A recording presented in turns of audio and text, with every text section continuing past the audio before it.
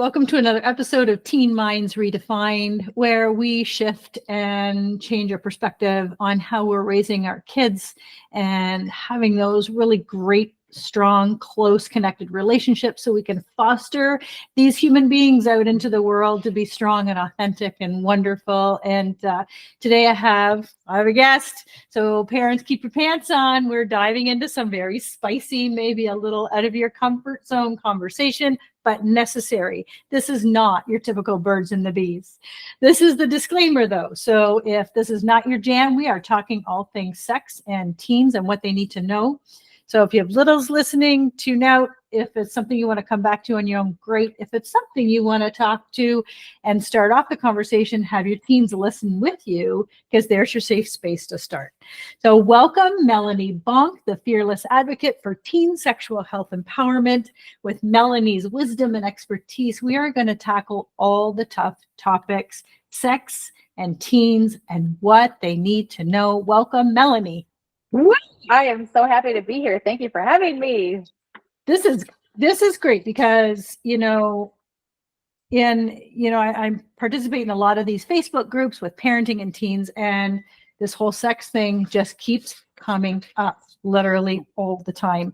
And so I think, the old days are the old days, and this is new. We have new information, we have new technology, we have new access to all of it.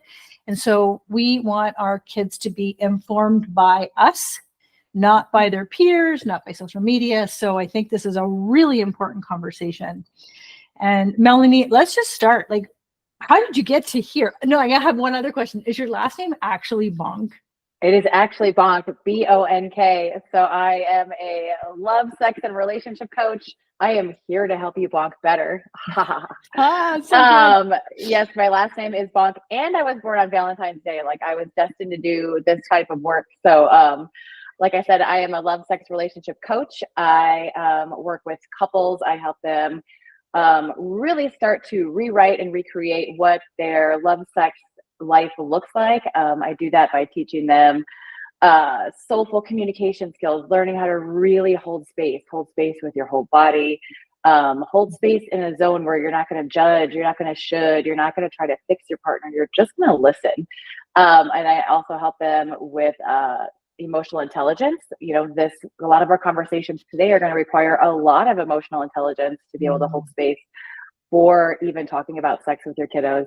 So really up-leveling emotional intelligence together. And then I guide couples in rediscovering what sex means to them, rewriting their own roles, getting sex out of a teeny tiny little box and expanding it to full body, a full spiritual act that you can create every day in your life if you wanted to. So I began this work about 5 years ago, and it was beautiful work, but I have kids and I've been talking to them about sex for their whole entire lives. So I'm a mother of 4. I've got 3 out of 4 are teenage years. My youngest is 11, so he's almost there. And my oldest just turned 17 yesterday. So happy birthday to him. And yeah, so we've created this environment where sex, your body, pleasure has been a beautiful part of life. And there's no shame in any of that type of game. So I guess for me personally, we started kind of when the kids were little, and they would, how babies are, and they immediately gravitate towards their genitalia, like when they're changing their diapers.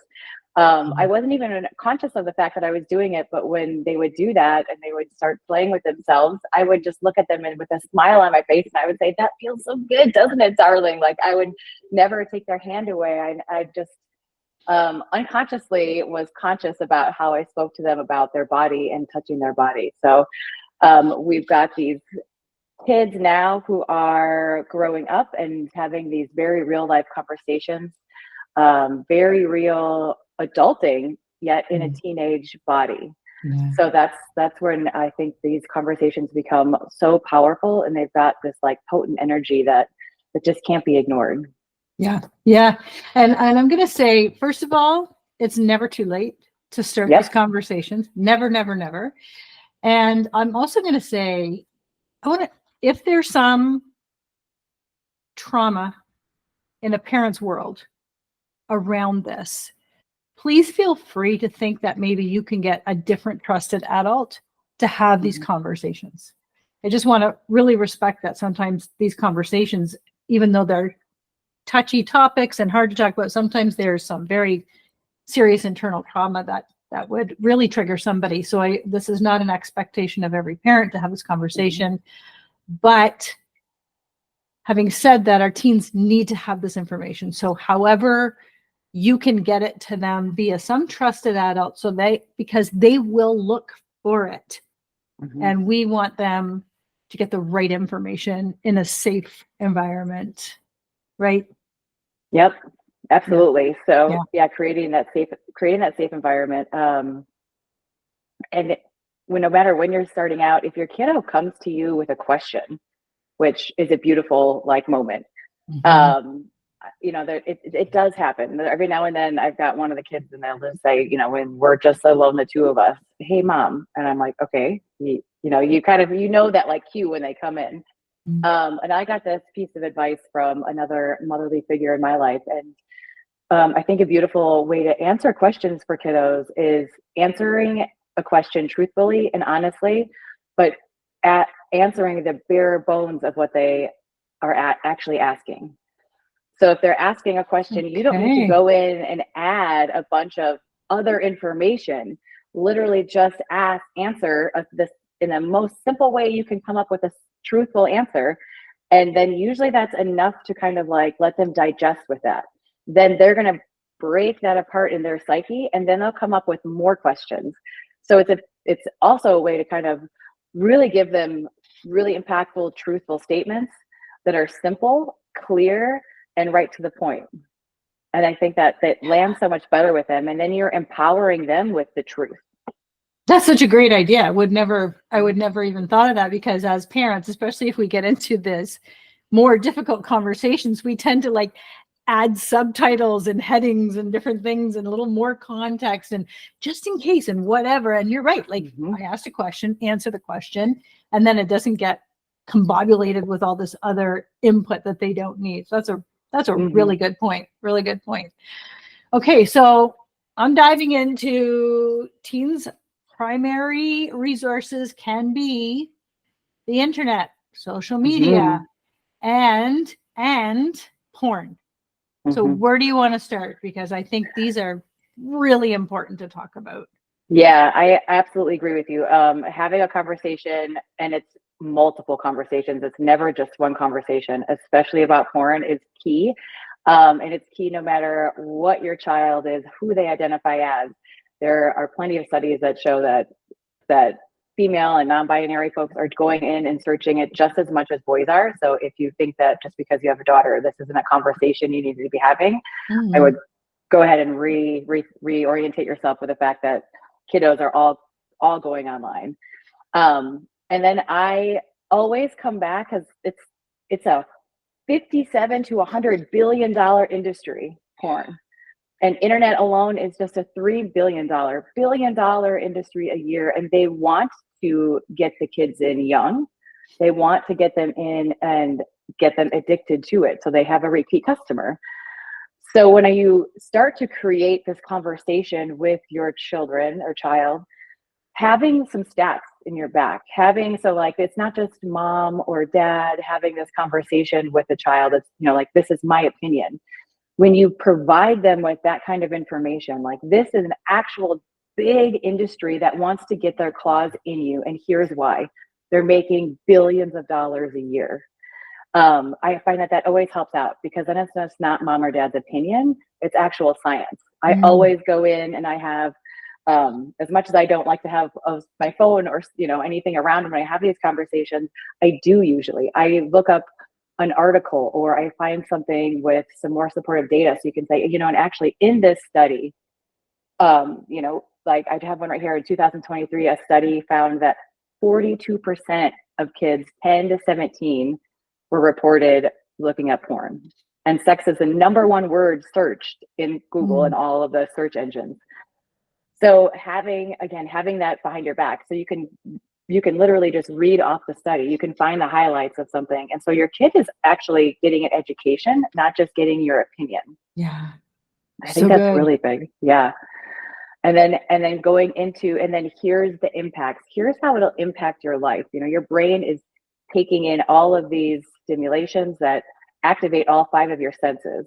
So when you're young and your brain isn't fully developed and you're viewing porn, it actually starts to create different neural networks, different sexual responses, and it will lead to really setting yourself up for failure and getting a skewed view on love, on relationship, on sex, on using people. So those are a side effects that, I think are really big side effects that kids can understand. So if you give them Mhm. that information that your brain isn't developed for this, and this is the same thing I say to my kids about drugs, your brain isn't done developing until 22, 23. So Yeah. I want you to wait to experiment in a safe way until that age. And then they get that sinks in a little bit deeper than just don't do this because I don't want you to. Yeah. And it doesn't make it sound like taboo, Yeah, right? right. Yeah. I think that's good. So And then I also take, sorry to interrupt, but I also take, yeah, and I go. say, listen, I've done it. I've searched porn. I mean, it's easy to do. So when you also take some of the shame out of it, that Mhm. that really relates to them. And this is what I notice in my body when I do it. I notice that my sexual responses are different. I notice that there does become an appetite to see it more because that's how it's meant to be. That's how our brain is meant to be, receiving this stimuli, and then it's always craving more and more and more. So when Mhm. you're so brutally honest, it gives your kid that empowerment and that actual truth to to know that they're not alone. And this, Yeah. I know as an adult, I know how powerful that feels. Yeah. I was actually reading, I think, in one of the groups today where, a parent has found the kid's phone and he's like 14 and just looking at all kinds of different types of porn and was very like beside herself about him researching incest porn. Mm, And I wonder if that's more of a curiosity at that age as opposed to, oh, I know what this is, so this is what I'm looking at. And to give a little bit of grace to that type of conversation as mhm, well, like if we're always coming at these conversations with love and grace and space and no judgment, mhm, right? Because I think as soon as we start doing that, right, mhm. okay, let's talk about the conversations we're having besides just porn. Like, I I remember when it was the talk, as in one time, I got to get it over with. This is this, this is this, this is this, and mommy, daddy love each other, and we're done. That's my job is finished. So that was, probably 30 years ago. But Mhm. talk to us about having those conversations now. What ages are we starting, and how do we level up in these conversations? Yeah, and just the way you question that was perfect. We're starting at all ages, every age, and you're really pinpointing the appropriateness based on the kiddo's age. So, like, Okay. there's things that I'll say to my 11-year-old, and obviously, I'm going to eschew that conversation with my 15-year-old. There's going to be could be the same topic, but totally different Right. context when it comes to the topics. So I have a conversation as often as I can. I tend to do it every time with 4 kids. There's very rarely ever a moment when you have one-on-one time. Mhm. So when I grab that one-on-one time, when it just happens to be we're driving to the dentist, we're walking down the street and there's just 2 of us. I do those check-ins every single time we're together. And it doesn't need to be super involved. And actually, the more you do it, the less awkward it gets, and the kind of even quicker roundabout way it gets finished. If you're really apprehensive about it. Mhm. So it can be I check in and I say, "How are you doing?" And then you're going to get the good. I'm fine. Yeah. Good, fine. And then I dig in more. I never accept that first answer, and I just have to keep digging, coming up with curious questions to get them to get that spark, because it's teenagers. They are never going to want to like give you some of that juicy stuff right away. So I check in, and how are you feeling? How are you feeling in your body with school? Do you have, are you feeling really pressured? I pinpoint and kind of really want to get that, like, almost like total check in with them. And then after I ask them about their emotional body, I ask them about physical body. How are you doing? Are you treating yourself well is one question I say, which to them, they know that I'm going to go ahead and go down the masturbation route. Yeah. Yeah. So are you treating yourself well? Are you, even questions like, are you drinking enough water during the day? Are you getting enough food? Are you enjoying your masturbation? Are you enjoying your pleasure practices? Is what I usually call it. And then I say almost every time I check in with these, yes, I'm fine, or they're comfortable enough now where they'll say, yeah, but I really need a new thing of lube. Can you grab me a new lube jar? And I'm like, yeah, that's fine. That's great. And then for the older kids that are definitely involved more with their self-pleasure, I educate them on the potential and the beauty in self-pleasure. So I open up the conversations and I say, do you know, you can make it, kind of fast and maintenance, whatever you need to.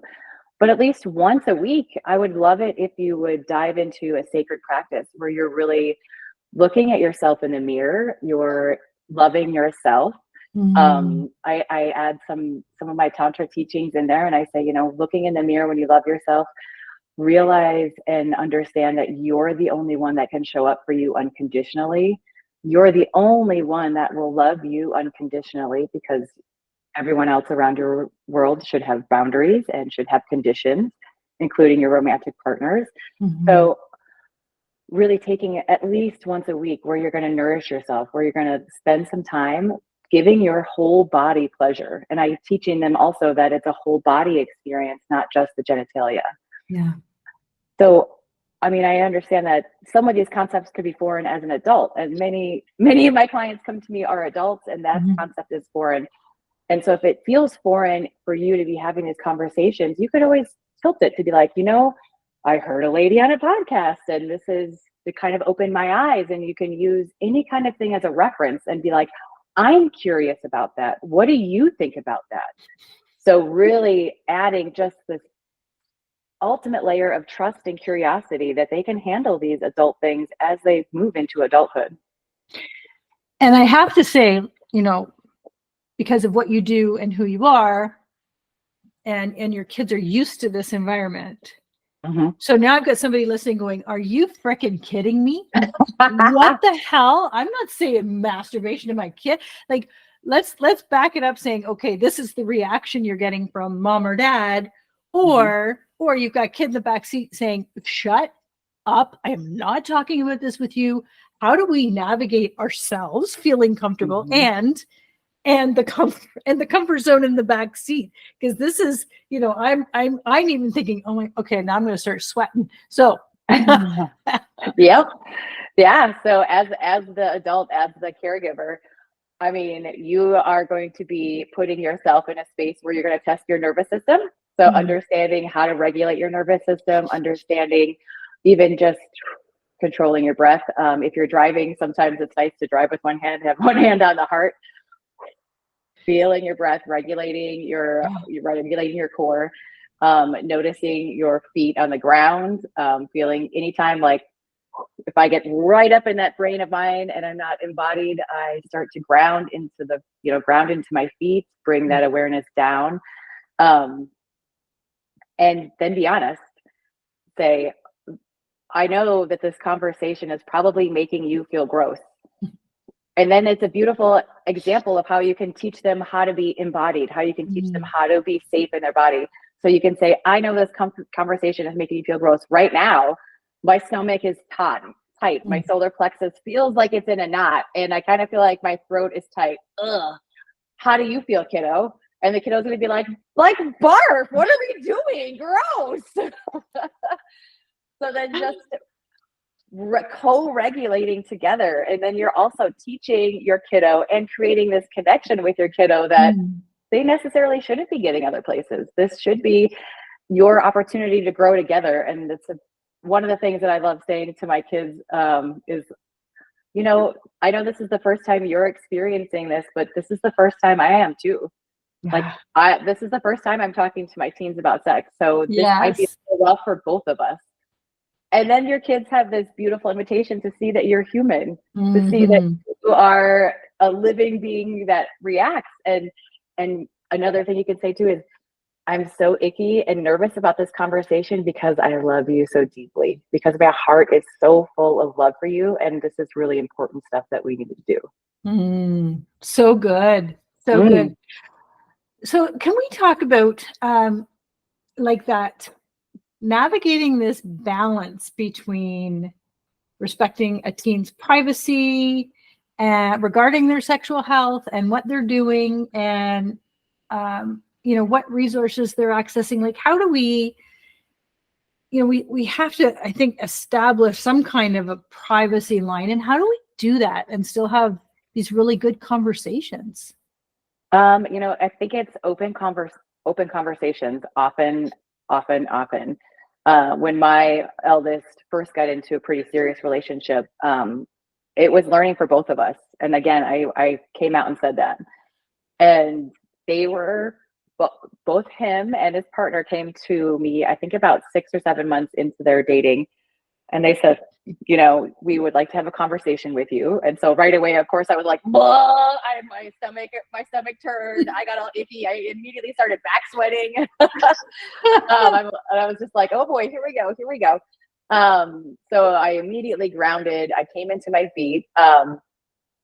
And they're like, you're so sex positive, but you kind of give us shame. Like, you'll walk around the corner and we'll be making out, and you say, you'd be like, you call us out for making out, and we see you and dad making out in the kitchen, so we're just doing what you guys do. And then of course I had to pull it back down again.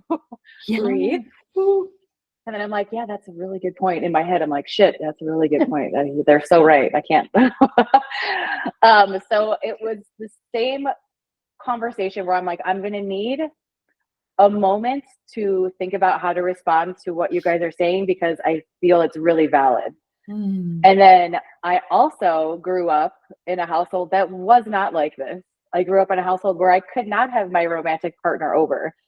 So listen, kids, this is new for me. And so I need to figure out how I want to be, because I don't want to make you feel like that. I don't want to make you feel shame for showing affection in the safety of our home. And I mean, we are growing as adults with these children every day.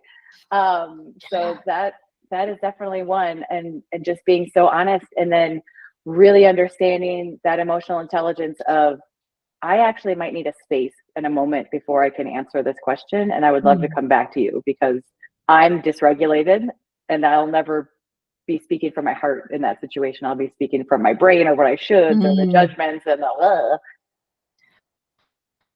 Okay, so now I'm really interested in conversations around the relationship part of it.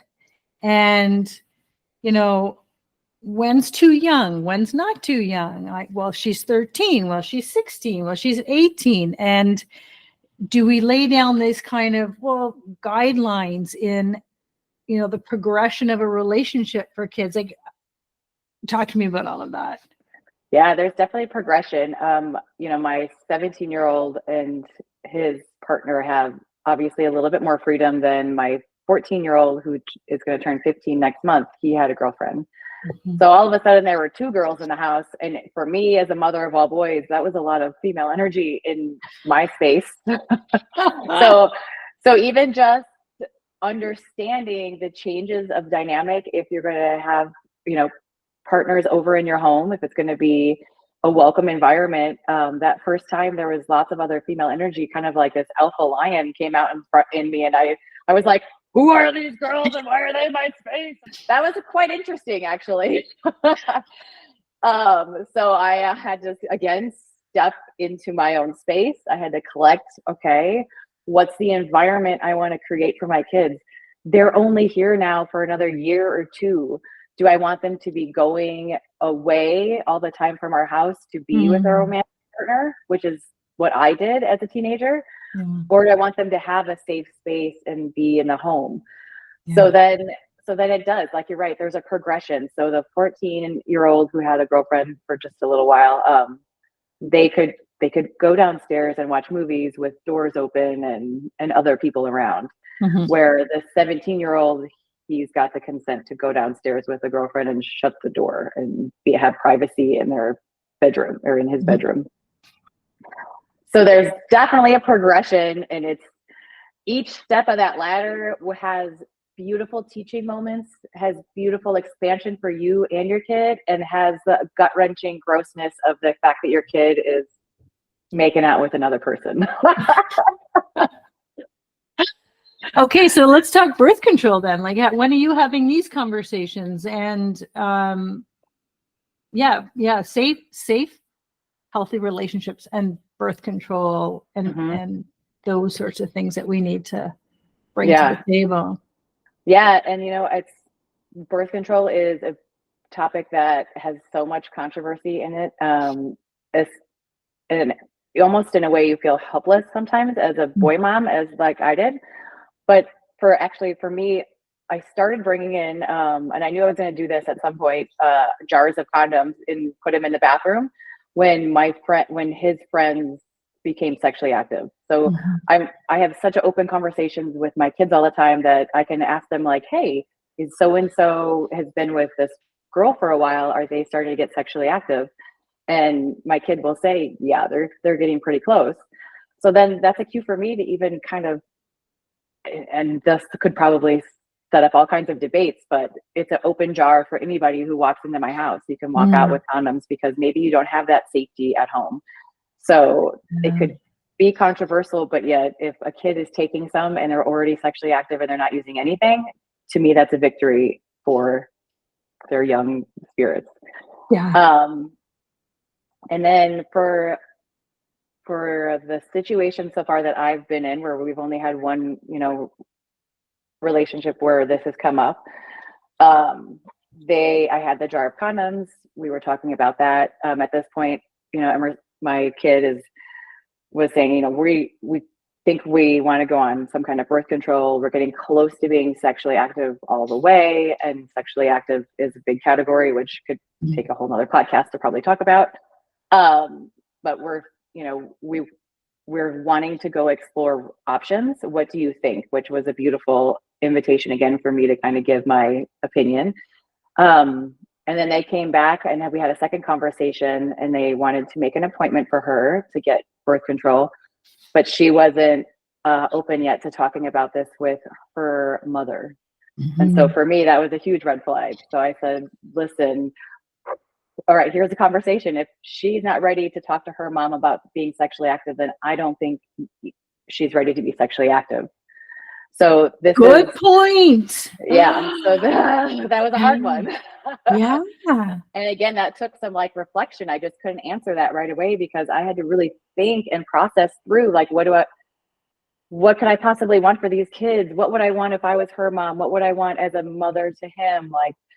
So they are so weighted, these conversations, and so many options you could go with, but keeping it so no one's ever in shame. There was no you're too young. I trusted them in their ability to communicate and their respect that they have in their partnership. I mean, you can see that they're mad head over heels in love.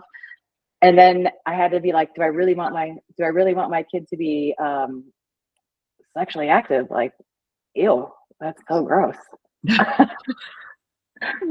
But then I kind of went through this checklist. Well, is it a respectful relationship? Is there consent? Absolute consent both ways? Yes. Are they, from what they understand, in love very deeply? Yes. Is it, are they being so safe? And is this, like I said, a bubble and a container of a healthy relationship? And it was yes, yes, yes, yes, yes. So then who am I to tell them what they can and can't do with their bodies? When you look at them, their bodies are progressed through puberty, and they're saying it's time to have babies. And that's another conversation I have with them is right around the part when the puberty age, when they're really almost fully developed. I have had this conversation with each of my children, and I say, so your body right now is telling you that you're ready to have babies. You're ready to be a parent. You can biologically create and maintain a pregnancy and a delivery. And 2,000 years ago, that's probably what you would be doing. But we've evolved as people. Our society has evolved past that. So do you think you're ready to be a parent and have a baby? And like the 14-year-old's face is like, oh my God, no, not even close. Mm-hmm. So it's also being so honest about the hormones that are raging through their body, of being so honest about all those changes, and then without shame, because it's just a beautiful part of being human. Yeah. And I love that you have your moral values, your moral grounds, but you did not impede on somebody else's parenting, which I think is so important, because I think this conversation is going to have people going back and forth and back and forth. And oh my God, and I can't believe she said that, but maybe I should. But blah, blah, blah. So before I want to ask this, parents, kids are like looking at the media and social media and internet for all different kinds of informations. Are we having any different conversation? And I'm not segregating, but are we have any additional supports in the LGBTQ plus sexuality, identity? Like, are there other things we need to be saying, holding space for when it comes to supporting our kids in the community? Yeah, I think so. I think having the conversations often, and again, without, I know it's so hard to just say shame, but to remove any kind of shame, and to have that open conversation with your kiddo if they're expressing interest, or if they're having desires that are outside of the little bubble that of what we were raised with. I mean, really, we were raised with like 2 or 3 options. Yep. And saying like, oh, you're interested in this, so am I. Let's learn together. And then you can become these explorers together of our human anatomy, of our wants, our desires. Yeah. So I think if you just go about any kind of these conversations, and I have always said too, there's certain points where I would say, oh, is there any interest in a girl or a boy or any human? I mean, I give all the options all the time. And at every stage, no matter how old they are, I say the same thing.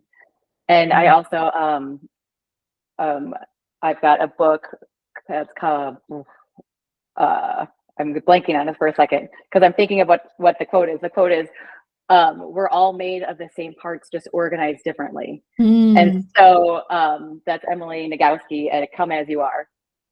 And so I use that so many times. We are all made out of the same parts, just organized differently.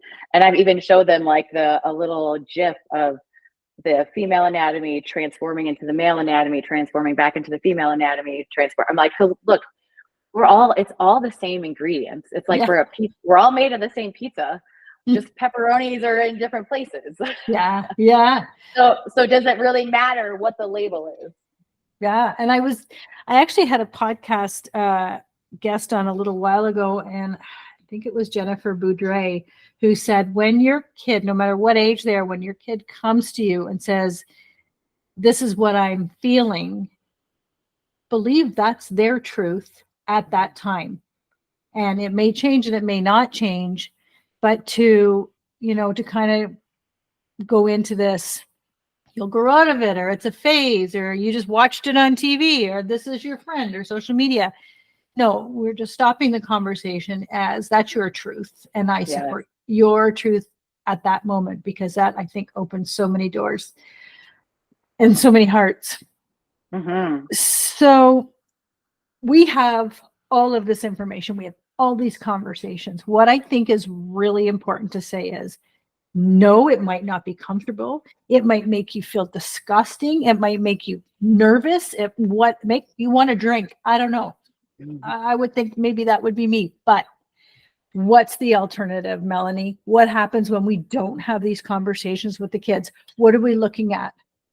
Then we're looking at, they go to the internet, they go to friends, they go to porn, they get curious about porn. And once they get into porn, then you're creating all those neural networks of unrealistic expectations, of anxiety, increases depression, increases how you look at people in general. So even think about the heart space. I mean, this isn't an icky, if you just reframe it to, I have to have that icky conversation with my kid, to, I get to connect and be curious with this human that is my child. Love it. Love it. So I'm going to ask one more question because it just popped into my head. When we're talking about porn, what are the signs when our kid is addicted to porn, and what do we do? Where do we go? Well, I'm going to say the same signs as when it is an adult, a human, an adult addicted to porn. And that is, it's getting in the way of regular behavior. It's interrupting regular relationships. So if you're down in your bedroom watching porn for hours and you're not interacting with other humans, those are all red flags that there's porn addiction. Mm-hmm. I do, even though I have all these conversations, I do a check. I will pick up their phones and I will look at their search history. I probably do it once a month per kid. But I consider that my responsibility. I'm paying for the service. I'm paying for the internet. This is, if you have a child that won't let you look at their phone, they are crossing a boundary that you need to work on your boundary skills. In my opinion. Yes. I want to savor that for a minute. Yes. Okay. Yeah. So it is your job also to be that vigilante parent, because if you don't know what's happening, then some of that responsibility does fall back on the parent. Yeah. And then you need to educate yourself. Then you need to create these conversations, create these moments. And if you're a parent, I'm just throwing this out there. If you're a parent that's never watched porn and you're suspect of this, then watch it, because what you are going to see is your kid's vision of what sex is supposed to be.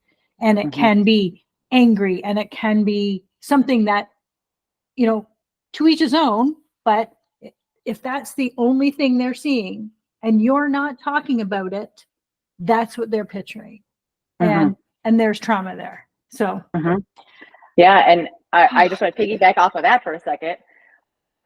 Notice in your body how you are being an example of a sexually thriving parent, whether that's a solo play and being open and honest about it, or whether that's partnered play or whatever kind of play. So if you are showing no romantic connection with your partner in front of your kids and you're like, that's not appropriate, that should be behind closed doors, how are they supposed to learn that? Then they're going to go to other sources. Yes. So my big takeaway would be to be the example of what you want in your kid's life. And if your relationship isn't there, there's people like me out there that can help you with that. And then create those conversations, those open conversations where you can just be open and honest. And when you feel icky and sticky, just say you feel icky and sticky.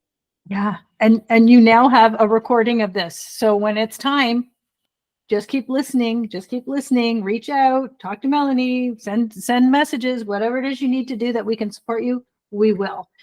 Melanie, how do we work with you? Where do we find you? How can we support? This is such good work. And I start this podcast 6 months ago. And as I do every single episode, it's all about, if we want a really strong relationship with our kid, we want them to be who they are and get out into the world as who they are and love themselves, then it mostly starts with us. And that includes this conversation. So this is us getting over that so we can see this. Like, I really love this work. I'm so glad we connected. I really am grateful for the work you're doing. This is amazing. Oh, thank you so much. Yes, and please, if I would love to be any kind of guide for connecting with your kiddo about this. So if you feel uncomfortable, send me a conversation and we'll talk about it. And I can even give you some keys to helping you stay grounded. So you can work with me by going to my website. It is melaniebonk.com, MELANIEBONK.com. I am at Instagram at Bonk Better, because I am here to help you bonk better.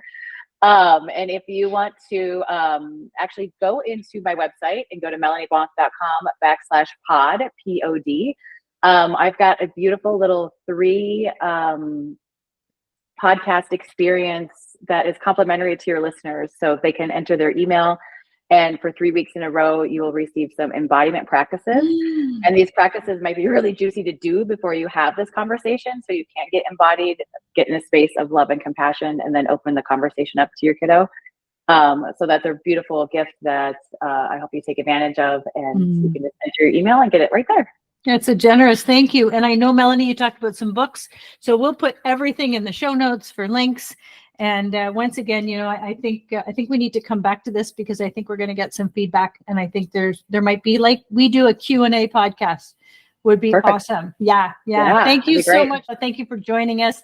Teen Minds Redefined, and we'll see you next time.